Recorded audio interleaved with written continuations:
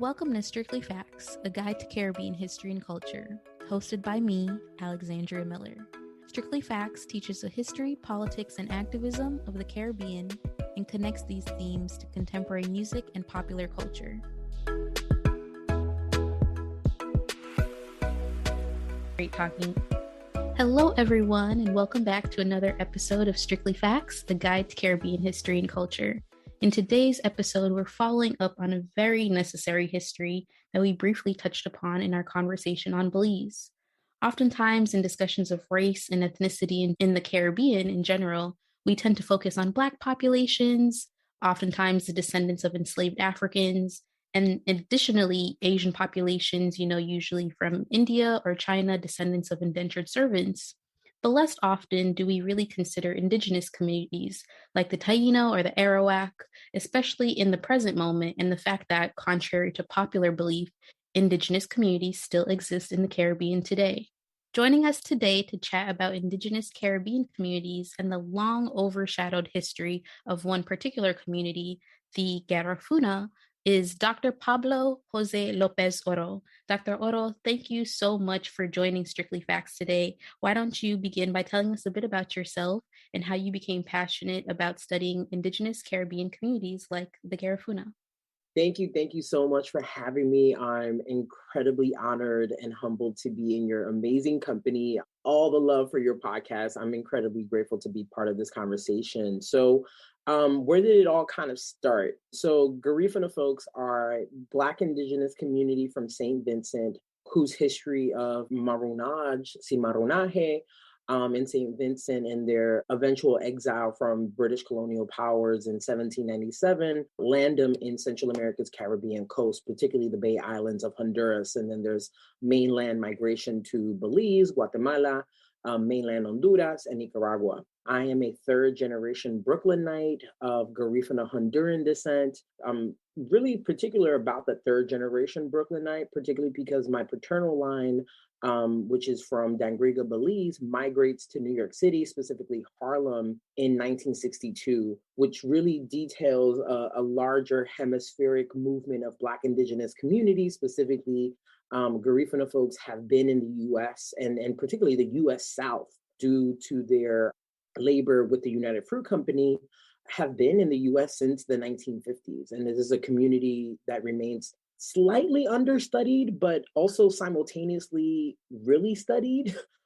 So there's this interesting kind of scholarly conundrum around Garifuna folks, particularly because Garifuna folks as Black indigenous peoples kind of really create this scholarly puzzle particularly for anthropologists, right? So there's a ton of ethnographic research on Garifuna folks in Central America.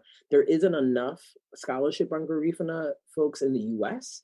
So this is where my work is making an intervention and contribution to the body of scholarship on Black diaspora studies and hopefully on Black indigenous studies, right? To kind of think about, well, what does it mean to start considering peoples of African descent in the Americas, particularly survivors of the Middle Passage and their descendants, as indigenous to the Americas. And Garifuna folks really model to us the possibilities of indigenous Blackness in really generative ways. It's so funny that you said that because you jump right in almost to my first question, one that we touched a bit upon in my discussion on the Maroons in Jamaica as well. The Garifuna in our particular discussion today are descendants of, as you mentioned, indigenous communities, whether that be the Arawak or the Kalingo, as well as enslaved Africans. So could you walk us a bit through what is known about this early history and the connection between Black and indigenous groups, in that sort of 17th, 18th century period? Absolutely.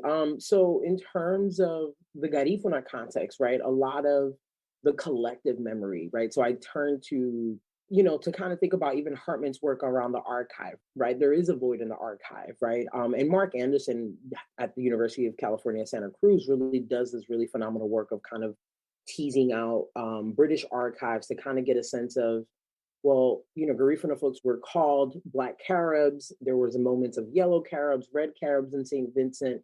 But the collective memory that Garifuna folks have throughout the diaspora is that we are descendants of shipwrecked slaves, right? that a lot of our collective nostalgia around ancestry in Saint Vincent is about a certain kind of fugitive freedom, right? It's about a cimarronaje, marronage that is really built on being shipwrecked slaves, but also Arawak Carib peoples, right? And this hybridity really informs our political subjectivity. It really informs the way Garifuna folks negotiate 21st century politics in Central America around land rights, land titles, particularly when Garifuna activists refer to Central America's Caribbean coast as terrenos ancestrales, right? Ancestral territories. And what does it mean for Black Indigenous people to make land, to create land, and to construct land as ancestral, which is actually quite not unique to Garifuna folks, right? Black Colombians, I'm thinking particularly around the labor and political activism of Francia Marquez, where she talks about her community in Colombia from the 15th, 16th century as being built by enslaved Africans, right? That this is her ancestral land, right? That even though Africa is this homeland, that Colombia, right? La Toma Colombia is her ancestral land. And in fact, Black folks throughout Latin America and the Caribbean have used land in really important ways to negotiate their, not only their Blackness, but their rights in that space, especially within nations that deny their existence and particularly erase their existence to the building of the nation state. One thing about Garifuna folks in particular about this collective memory about being shipwrecked is that there's this turn to culture, right? So there's this, choreographed problematic negotiation when it comes to shipwreck slaveness, right? Because there's also a distancing to the histories of plantation life. There's also a distancing to slavery that I'm not really particularly convinced yet that distancing does much, if that makes sense, right? Like I think that distancing is done to also say, well, this is why our culture has stayed intact. And I'm not really certain that is actually the cause, right? And I think there's something particularly interesting about the collective history around marronage, self-governance, particularly on the island of Saint Vincent, that allows for this political imaginary to become really expansive, right? Whether it's archivally fact-checked or not. And in fact, my work is really much more interested in political imaginations, right? So thinking about this idea of Garifuna Settlement Day in Central America, right? So I'm not interested in whether the archive can prove what actually happened when Garifuna folks were exiled to Central America's Caribbean coast. What I'm actually really interested in is how Garifuna folks right now use that collective memory, that social memory of the arrival to Central America as a position of freedom, right? As a position of fugitive geographies, of maroon geographies, right? And I think in particular, what's really interesting in the case of Garifuna folks is that in all of the nation states that Garifuna folks reside and live and thrive in, their racialization and interpolation as Black people really questions their indigeneity, because we're still in this 21st century moment where we compartmentalize Indigenous people and Black people as separate, right? As in mutually exclusive from each other. And we don't really reckon with the histories that are quite literally at the intersections of each other, right? Garifuna folks really model to us what does it mean to actually think and engage on the political histories of living and breathing Black Indigenous folks, right? Who also are called to perform their indigeneity in really different ways, right? And who are called to really enact indigeneity because their Blackness, right, and their Black bodies are still described as non-Indigenous. I want us to take a step back because I think a lot of what you got to, I want to still get to. But for those who may not be familiar with Garifuna's history, we've jumped from St. Vincent to Central America to New York to, the diaspora. But could you walk us a bit through concretely what happens, particularly in St. Vincent, that forces this exile abroad to the Central American coast, and maybe what lends to, the First and Second Carib Wars in the 18th century, et cetera? Absolutely. So what's happening in St. Vincent is that here you have the emergence of Garifuna peoples, and they're self-governed, right? They're constantly in battle with British and French colonial powers in St. Vincent, and they're very successful, right? And they're actually, in the colonial records, they're seen as these really hostile, warrior-like Africans, right? They're literally understood as these constant militant enslavement, resisting European colonial rule. And it actually creates this very important history around military. There is this Garifuna chief, which is adorned and loved and venerated, Joseph Satuye, who is understood to have fought against the British and won and was really successful. And there's a really fascinating story behind Satuye and his wife Baruda.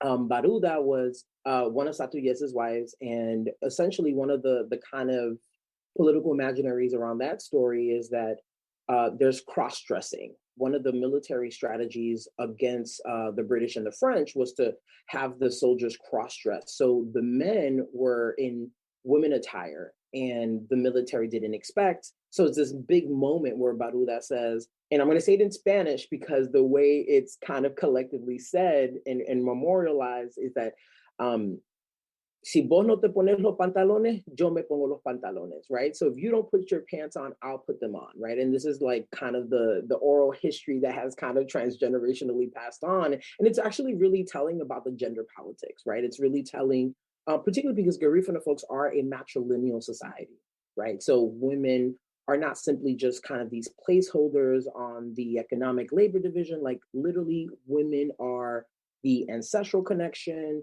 the landowners, right? They're the ones that have ancestral knowledge that is passed on to women. The matrilineal is beyond economics, right? It's beyond the labor division. It's quite literally in the very fabric of the entire culture. So because of that matrilineal practice and custom and tradition, this narrative actually is really informative, right? It really tells us that Garifuna women were at the forefront of the military prowess, right? At the forefront of military genius when it comes to how Garifuna folks were able to battle against the British and the French.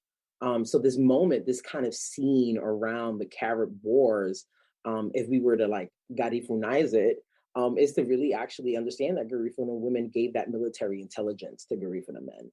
And it's actually a really powerful oral history that remains, but still slightly untold because matrilineal society and culture doesn't necessarily mean that misogynoir doesn't exist, that patriarchy is very much still intact, even though there's a matrilineal culture and society. So I think it's important for me to like pinpoint that a little bit, but also what's happening here in the exile in Saint Vincent is that Garifuna folks are exiled because they just don't succumb to European colonial forces. And the treaty, like the actual treaty between Garifuna folks and the British was like, you gotta go, right? You gotta go.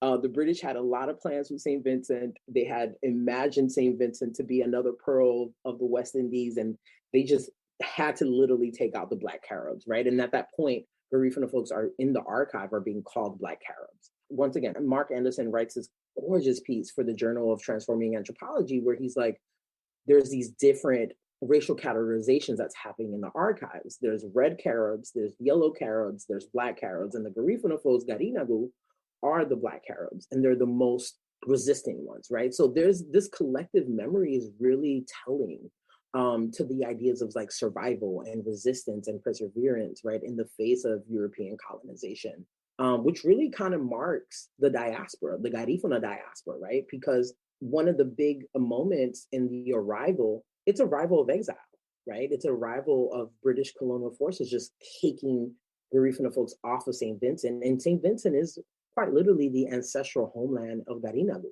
And Garinagu is the plural formation of Garifuna. So I'll go back and forth because it's like in my brain, it makes more sense to like, it's all of us. So Garinagu and Garifuna is kind of just like the descriptive adjective of the culture and music, but that exile is really important in Central America because in that exile, you know, Garifuna folks are arriving to a Central American Caribbean coast where there are already other Black folks, where there are Creole, Mesquite, Lenca, where there are other indigenous communities as well who are also resisting European colonialism, right? So this long history of Black and indigenous resistance on Central America's Caribbean coast, Garifuna folks are walking into it in 1797.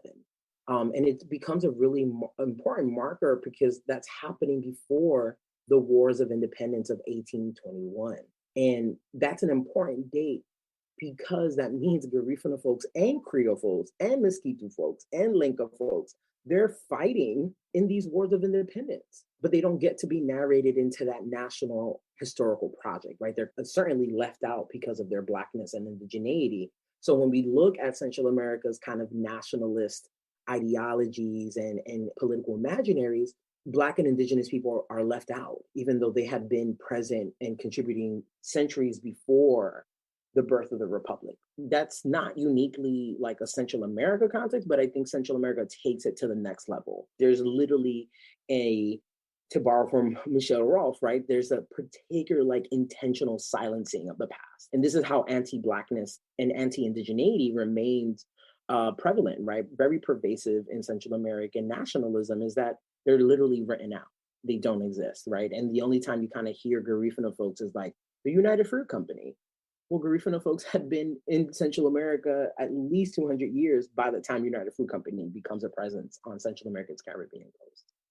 You know, one of my reasons for starting Strictly Facts is the fact of like, why don't we know? And I mean, we as a collective, right? As Caribbean people, it shouldn't just be us in pockets knowing our own history.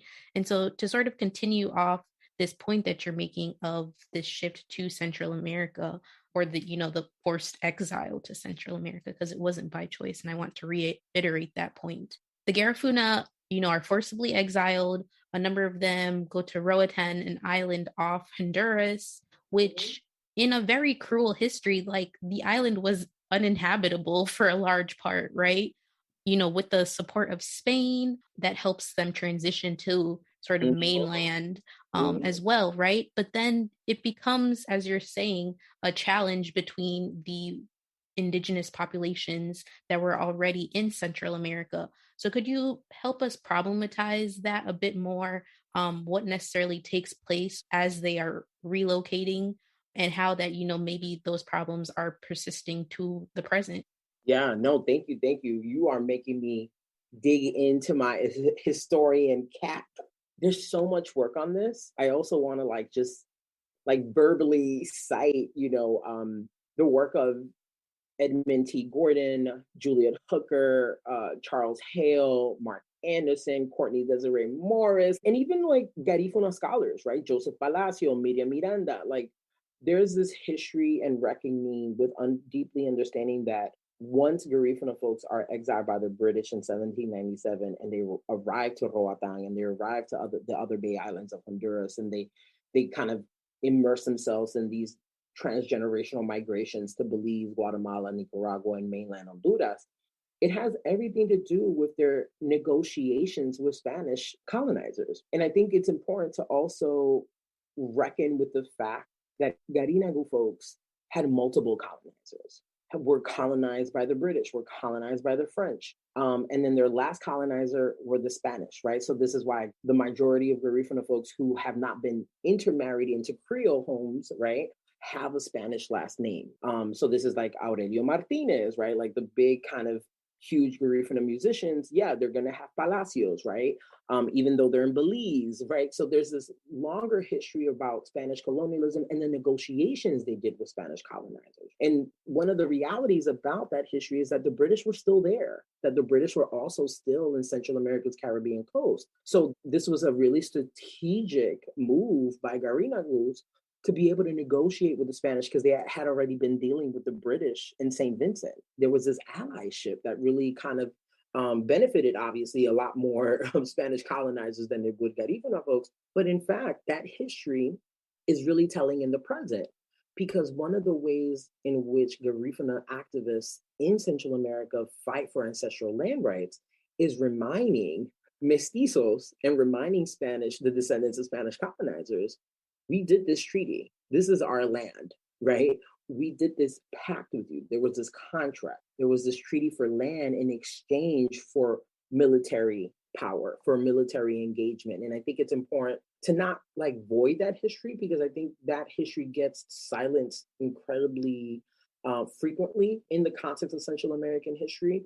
But it's a history that also really tells us about how Spanish colonialism's anti-Black impulse is strategic because here you have this Black indigenous community who got kicked out of Saint Vincent because the British couldn't handle their military power.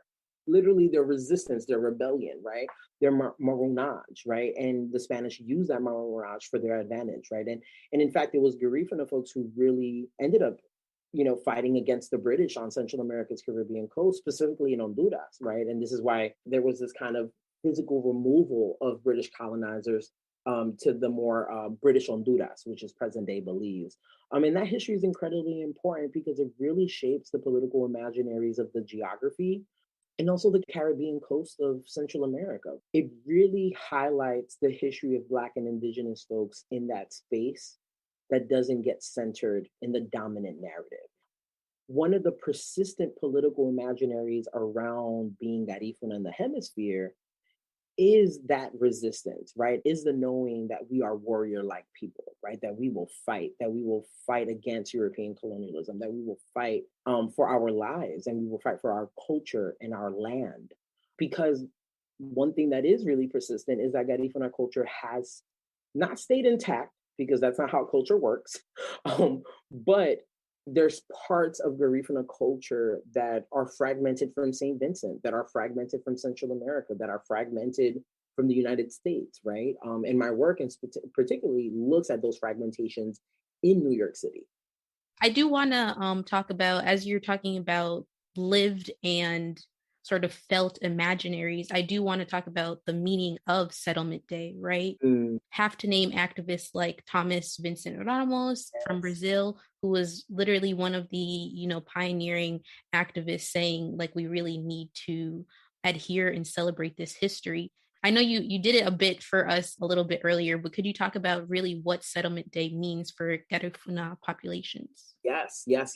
And I'm so grateful that you brought that question up, particularly because it's the second chapter of my very much in progress book manuscript. Garifuna Settlement Day is incredibly important. And it's incredibly important for multiple reasons. And thank you for bringing Thomas Vincent Ramos into this space. A phenomenal Garifuna man, born in Honduras, raised in Belize. And I think it's important to highlight that, right? That it's important to highlight that in many ways, Garifuna communities, peoples, and cultures and histories are borderless, right? When we think about Central America's Caribbean coast. And I love the fact that he was born in Honduras, particularly in Puerto Cortes, which is actually very close to Belize and Guatemala. And his constant migration between those spaces is just so telling of how Black folks have always transcended borders, right? And I'm just like, this is a perfect example of how a Black Indigenous man and communities transcend borders, and these borders don't mean anything, right? Like in many ways. So the reason I spend time with Garifuna Settlement Day, because it becomes really fertile grounds to think about the public performances of our around Garifuna. And particularly, I'm interested in this idea of arrival and this idea of arriving as exile, particularly because it's grounded in this idea of resistance. It's grounded in this idea of being marooned. And being marooned means that there's a particular negotiation with the land, right? And land and ancestors, right? So these enactments that have been happening since the 80s, and Belize is actually the first kind of location where Garifuna Settlement Day happens in the Americas. And the second one is in Brooklyn, New York, which is why it is incredibly important in the book manuscript, because a lot of folks don't know that, right? That a lot of folks don't know that Garifuna Settlement Day emerges out of the political activism of a Garifuna Honduran in Belize who really wanted to have the Belizean nation state recognize the cultural contributions of Garifuna folks. And in many ways, kind of in a really simplistic terminology around political activism, Garifuna Settlement Day is about quite literally the politics of visibility, right? It's literally saying we have arrived, we've been present, we have been present, and we're reenacting what our ancestors did in 1797. And that reenactment has a huge spiritual, intellectual, and political commitment to Garifunaness, to the Garifuna diaspora, but also to claiming ancestral rights to land, claiming ancestral rights to nation states that were non-existent, right? That there is a history of Garifuna folks prior to the nation state. And this Garifuna Settlement Day also allows for a conjuring of ancestral memory. You know, this is where I'm like, Hartman really gave us what we needed to have in Venus in Two Acts, because it's like, what does it mean to literally take embodied archives of ancestral memory and perform it publicly, right? And perform it, you know, one of the things about that performance is that it's also not just a Garifuna performance, right? That in many ways, the gaze is the nation state, right? That in the context of Central America, you know, Garifuna Settlement Day has evolved into these huge multicultural celebrations where the nation state, the mestizo nation state, right, can come and say, yes, we have Black people and their culture is authentic and their culture is amazing.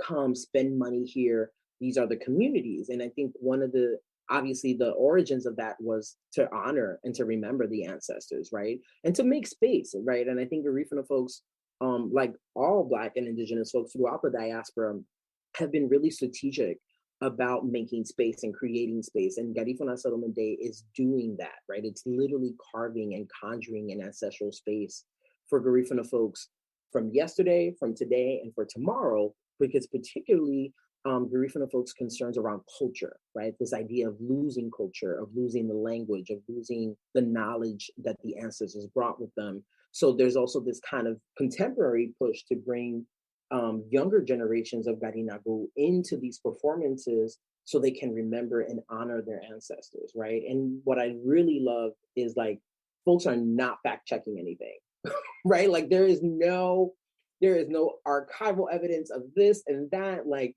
even the size of the ship, even the idea of like, what did the ancestors physically bring with them? But what I love about Garifuna Settlement Day is that there's a conjuring of political imaginaries that come into that space. The historical fact checking is so irrelevant, so entirely irrelevant, because the performance of arriving, the performance of surviving that arrival, right? The brutality of that exile, you know, it wasn't just like that exile was really incredibly violent. It wasn't this kind of, yep, just get on and go. It was violent getting on and then getting off, right? And I think it's important that Garifuna Settlement Day continues to be the space where Garifuna folks in the context of Central America are able to negotiate with the nation state and also create a space for their visibility. Now, Garifuna Settlement Day in New York City, those are a different kind of politics, right? Particularly because there's just no physical ancestral land there to make, right? To kind of create. So a lot of the work that I do when I'm analyzing Garifuna Settlement Day in Grand Concourse in the Bronx, right? In the Eastern Parkway in Brooklyn, or in downtown, Manhattan or Brooklyn, is this idea of, well, what is it about Indigenous Blackness in the company of African Americans, West Indians, other Afro-Latinx communities that is disrupting Garifuna Settlement Day, right? There's something about Garifuna Settlement Day as a disruption to what we normatively understand to be Indigenous, to be Black, to be Central American, but it's also a borrowing a lot from other Black immigrant communities, right? So the West Indian Day Parade, that's entirely Black Caribbean immigrant labor that we have the Eastern Parkway every Labor Day because of Black Caribbean immigrants who wanted to make sure that their culture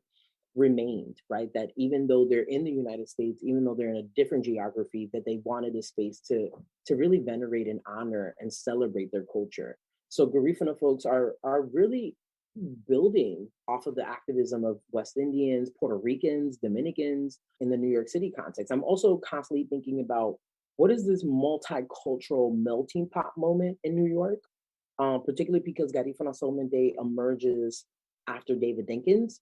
And David Dinkins is really critical to the visibility that Garifuna folks get through like bilingual education programs for Garifuna folks. I mean, remember, like, Garifuna folks are migrating from Central America's Caribbean coast and they're speaking Spanish, right? They're coming into Spanish-speaking communities in New York City and New Orleans and LA and Houston. So there was this moment in the 90s where there was this programming, right? There's a Garifuna Day in City Hall, right? There's this kind of literal formation of creating Garifuna cultural visibility. And I'm always wondering what is both intellectually and politically at stake. And I have a couple of answers to that. Like, I have a couple of wonderings and thinkings. We can save it for the book. You don't gotta. Okay, no, okay. I get it. I think what you said about Settlement Day, I do want to just reinforce, because I think there are a lot of ways our histories are told and just like depreciated in value. The fact that Settlement Day is like, we're going to tell y'all what happened, right? We're going to show it. And, even the fact that when we do, quote unquote, have these archives, right, they don't point us in the best light oftentimes because they weren't written by us. So the fact that we have Settlement Day as this very present annual celebration, and are just basically like, you could say that the ship was this size, but it is what it is, and we're going to relive what is most beautiful, what is most true for us, I think is really important. Yes. You're bringing up New York, so I obviously got to do a discussion of diaspora, right? I mean, I am a product of the diaspora, so I'm not shading diaspora or anything in the sense, but I do think, there are often problems like brain drain, like all of these issues that arise where movement is considered. And, as a Caribbean people, I think movement, migration is inherent to who we are, right? There are pockets of us everywhere around the world. I remember studying abroad in college and like finding a Jamaican in Greece, right? Like just because we move, how does that impact Garifuna populations today? You did touch on it a bit, in terms of like reinforcing histories, but what are sort of those problems, and the connections also, as you were talking about, with New York, but, even as Nicole Ramsey mentioned, there are big Belizean populations in California as well. And so how are these pockets coming together of people? Woo, that is a dissertation question right there. A couple of things come to mind. There are already 2 monographs in the world on Garifuna folks in New York. Sarah England writes an ethnography, particularly on first generation Garifuna New Yorkers from the 90s, 80s and 90s. So she really doesn't pay much attention to the communities from the 60s, 70s. I'm quite literally interested in generations that have already been in the US for 2 to 3 to 4. But she does a beautiful job on really articulating the transnational aspect of Garifuna New Yorkers' activism around notions of land, of notions of indigeneity. And then Paul Christopher Johnson writes this other manuscript on Garifuna religion. And his kind of huge debate is like essentially trying to figure out how African is Garifuna religion. And he obviously uncovers that, yes, Garifuna folks are very African and very indigenous. And I'm like, yes, sir. But I think one of the things that gets left out of both of those manuscripts and kind of the larger history of Garifuna folks in the US is that Garifuna folks are entering the US as imperial subjects. They're not leaving Central Americas because of a civil war or a revolution, right? They're leaving Central America because of anti-Blackness. And they're leaving Central America because the United Fruit Company gives them an economic opportunity to leave. And they're going to New Orleans, right? New Orleans is quite literally an extension of the Banana Republic in Central America. That's an important piece of history that gets left out a lot, particularly because New Orleans, as one of the meccas of the Black Atlantic world, I mean, Garifuna folks are entering the US South, right? So Glenn Chambers writes this amazing recent book on like essentially Black Central Americans in New Orleans and how they're negotiating their Central Americanness, their Latinidad, right? In that time period, their Hispanidad, and their Blackness in New Orleans. That part of history becomes really important because New York is actually a later part in the migration, right? That New York actually isn't as central to the story, right? It's not the beginning to the story of Garifuna folks in the US. And I really want to be able to center New Orleans in a way that's in conversation with New York, because in many ways, the financial offices and the financial structures of the United Fruit Company were in both places, right? They were in New Orleans and they were in New York. And the reason I start there is because it's important to think about, to borrow from the work of Lada Putnam, what does it mean to think of Garifuna folks in the company of other Black communities, right? So I'm interested in the ways in which, in the company of African Americans, in the company of the Schomburg Center, right? How does that really shift the diasporic contours of Black indigeneity? And in particular, I bring Schomburg into the conversation, not only because of the naming of a Black Puerto Rican man, one of the most important archives of Black culture in the hemisphere, but it's also a space that allows for this in the company of to really highlight, right? So one tendency that happens in the body of literature on Black Latinx immigrants is that there's this tension with African immigrants, right? That there's this kind of cultural tension, right? This linguistic tension. And I think those tensions are like incredibly real. They exist, but they're not the hallmark of the relationship. That at some point, the fact that Garifuna folks, second and third generation, are going to HBCUs, that's not a tension. That's a falling into US Blackness as a form of diasporic solidarity. That in many ways, the ways in which Latinidad is so anti-Black in the US is that, of course, Garifuna folks are going to go to Medgar Evers College before they go to Boricua College. Absolutely, right? There's a space for Garifuna folks as both Caribbeans, as Central Americans, as part of the Black diaspora. These tensions exist, but they, at some point, Blackness transcends those tensions, right? And that these spaces become really important because one of the earlier activists within the Garifuna spaces in the Bronx and Brooklyn, they're West Indians, right? West Indians are modeling to Garifuna folks, what does it mean to literally talk about your Black ethnicity in a space, right? And they really mock that. And it's incredibly important because one of the things that I discovered in the Schomburg Center, so, I'm like, finished my qualifying exams, I'm, did my dissertation perspectives, and I'm like, okay, I'm going back home to New York and I'm gonna do this work. And I go to the Schomburg really happy. It's like, yeah, I'm gonna look for Garifuna stuff. And they're like, I found like maybe three things. And I actually had to comb through West Indian archives in the Schomburg to actually find Garifuna stuff. And I was like, this is so interesting. It's interesting because I'm not surprised that Garifuna archives are in West Indian archives, right? Because of the communities that were already in New York, right? But also the communities that were already in New York and the ways in which that they would also allow Garifuna folks a space, right? So of course I didn't find Garifuna stuff in el Centro de Estudios Puertorriqueños, right? Even though Garifuna folks are part of, right, Aida Lambert, who's a Garifuna woman from Honduras, in the 60s, living in East Harlem, she's part of the founding committee on El Desfile de la Hispanidad.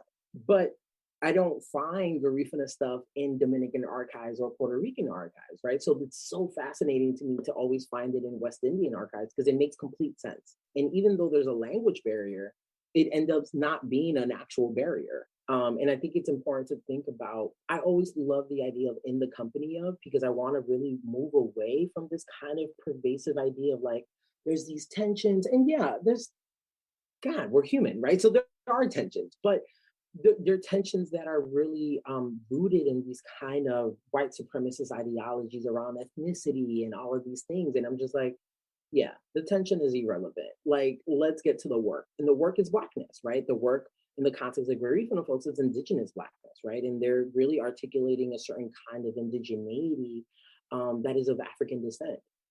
So you've heard it here, folks.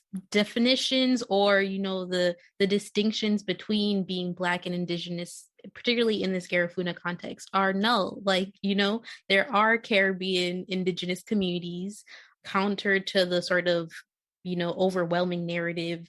They weren't all killed from Columbus and that whole, 1492 story. They are present, they are living, they are, existing and breathing and changing the world still today. This was like probably one of my favorite episodes. So thank you so much. This was so great. I have to ask my favorite question though. Everybody knows it's my favorite question of all. I love music. I love culture. That's what I write. That's what I study. What are some of your favorite examples of Garifuna history or Garifuna culture through history? Where do we see some of the art just really highlighting Garifuna history beautifully? And it could be Settlement Day. That was probably me giving you one, but if you want to, you can use that one. I will take it from you. But yes, I would love to be like, what is the one song or the novel or the film that I definitely have to check out? So I love Aurelio Martinez. I deeply respect his activism through Garifuna music, through Garifuna dance. And there's this song called Africa that he writes at a time period where there's these two very different Garifuna organizations in Honduras. One is called OFRANE, which is one of the oldest one, Organización Fraternal Negra de Honduras. And then ODECO, Organización de Desarrollo Ético. And both of them they're really both politically really different, particularly because one is much more interested in like Garifuna land freedom. And then the other one is more interested in kind of being integrated into Honduran nation states, right? So one is always constantly more interested in government and one is more actually interested in community-based activism. And there's not a hierarchy. I'm not putting the binaries or the dichotomy, but he writes this song, Africa, right? It's a story, it's a song that really details the Garifuna diaspora from Africa to Saint Vincent, from Saint Vincent to Roatán, from Roatán to mainland Central America's Caribbean coast, and then from Central America's Caribbean coast to the United States. And it's a song that really captures the multiplicity, the resistance, the rebellion, the maroonage. But it's also a reminder about how Africa is at the core of this, right? That in many ways, Garifuna folks can talk about their indigeneity, they can talk about their culture, but we can't forget Africa, right? That Africa gave us all of this culture. And this is where the kind of negotiations around indigeneity and Blackness become really complicated, right? And they get complicated because hybridity is kind of the core of the narrative, but this song really reminds us that the motherland is Africa, right? That in many ways, Garifuna folks wouldn't be Garifuna folks without Africa. And it's a gorgeous song, and it's kind of like a little bit of a Garifuna ballad. The drumming is really low, and it's really soothing to hear his words and reclaiming of Africa as the motherland of Garifuna folks. Oyago, stay tuned for Strictly Facts Sounds, where we connect our history to pop culture. For this Strictly Facts Sounds, what better way to pair the knowledge and resources Dr. López Oro shared with us than with two documentaries? Filmmaker Andrea Leland has developed two great documentaries on the Garifuna. The first, entitled The Garifuna Journey, historicizes the culture in Belize through food, dance, music, and spirituality. And her more recent film, Yoramin, which means homeland, was released in 2013. Much like our episode today, the companion film recounts the lesser-known history of the Indigenous community in Saint Vincent and their story of resistance, repair, and memory. Check out both online from our Strictly Facts syllabus now. Thank you so much for joining me on Strictly Facts today. This was such a generative conversation. It was so great talking with you, Dr. López Oro. I hope the listeners enjoyed this. We'll have links to all of the readings and, activists, etc., that we mentioned in this episode on our Strictly Facts syllabus online. And we hope you enjoyed this episode, everyone. Little more. Thank you. Appreciate y'all.